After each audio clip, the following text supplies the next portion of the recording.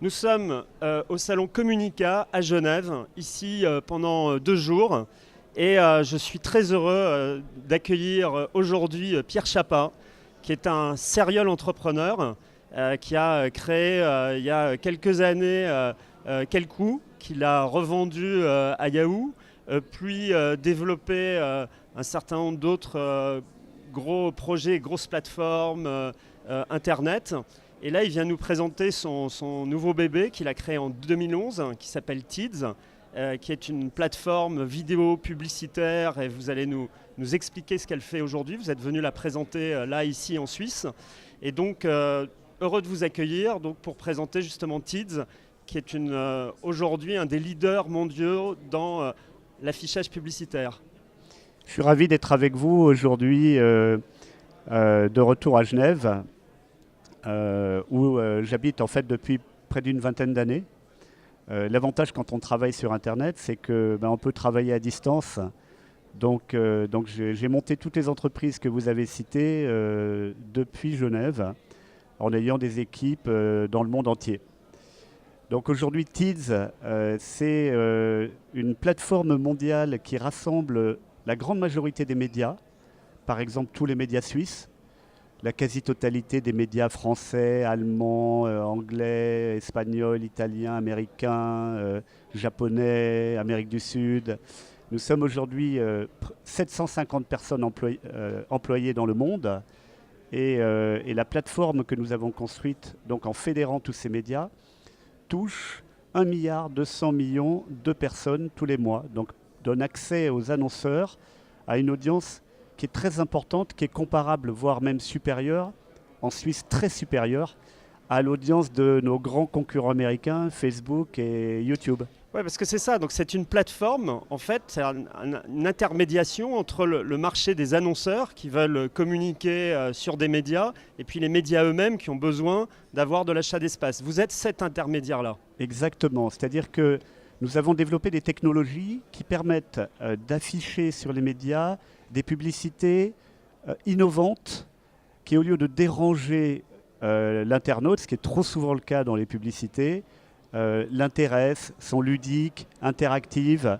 Et à partir du moment où on intéresse l'internaute, pour l'annonceur, le résultat est bien meilleur.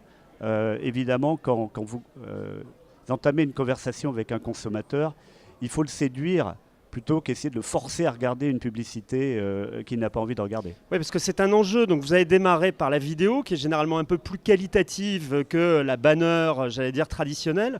Mais là aussi, vous êtes en train de bouger et d'aller sur justement ce marché de la banner que vous essayez de rendre plus qualitatif. Alors, l'idée de départ, c'est de présenter les vidéos, qui sont souvent par exemple des campagnes télé, présenter les vidéos sur Internet au sein des articles des grands médias, sans le son, de manière à ne pas agresser l'internaute qui ne s'attend pas à avoir du son subitement au milieu de sa lecture.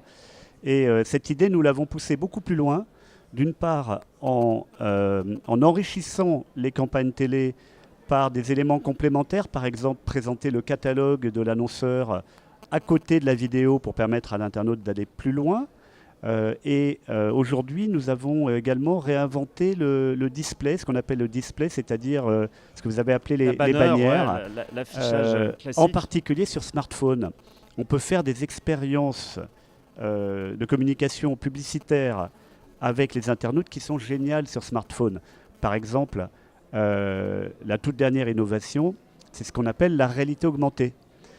On peut vous permettre, par exemple, de tester directement des lunettes sur votre visage, sur votre smartphone, avant d'éventuellement les acheter. On est en train de préparer une campagne pour Armani qui exploite donc ces capacités du smartphone.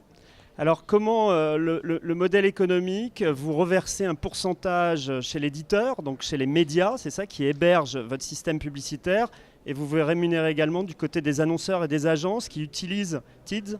Alors, on se rémunère du côté des annonceurs et des agences, donc qui achètent l'espace, qui nous achètent l'espace. D'accord. Et nous-mêmes rétribuons les publishers en fonction de rémunérations qui généralement sont fixes, sur laquelle nous nous sommes entendus avec eux.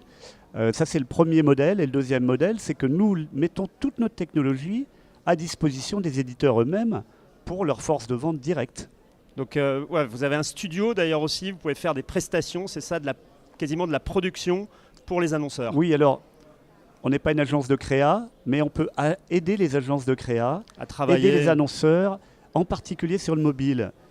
Parce que très souvent, la création, elle n'est pas conçue pour le mobile, elle est conçue pour la télé. Et avant de la diffuser sur un mobile, ça vaut le coup de la tester, regarder comment elle se comporte, et puis l'améliorer s'il en est besoin. Sachant que le marché et la croissance est là, évidemment, aujourd'hui sur le mobile, évidemment, et sur le desktop. Alors, je vais vous demander aussi comment on fait, c'est la question. Vos concurrents, c'est les GAFA. Vous avez en face de vous les plateformes publicitaires de Google, les plateformes publicitaires de Facebook, d'Amazon, bientôt d'autres. Comment on fait pour démarrer en 2011 avec quelques personnes et lutter aujourd'hui contre ces monstres? Alors le marché, les annonceurs, les agences ont clairement besoin d'une alternative à Google et Facebook. Okay. Google et Facebook ont évidemment une taille considérable, des moyens considérables.